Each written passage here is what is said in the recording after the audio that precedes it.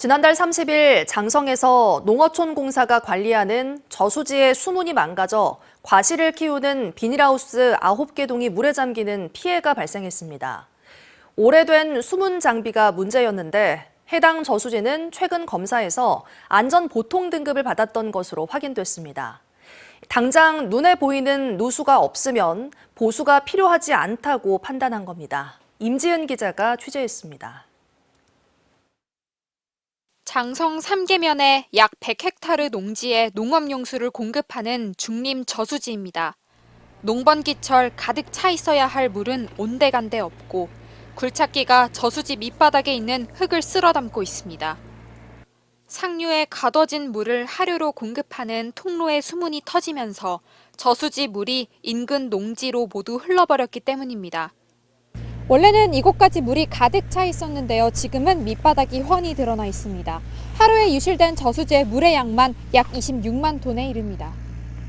네, 지금은 복통 입구를 막기 위해서 물을 일시적으로 안 들어오게 가채제를 시공하는 중입니다.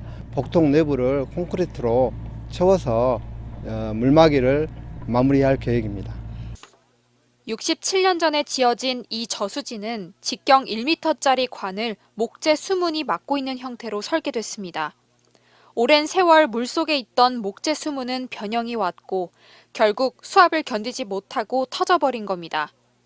하지만 농어촌공사는 사고 전까지 이 저수지에서 안전사고가 날 위험이 없다고 판단하고 있었습니다.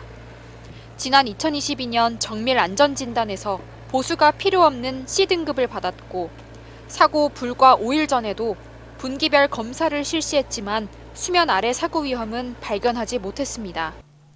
지난 2016년 영암의 한 저수지에서도 비슷한 사고가 있었습니다.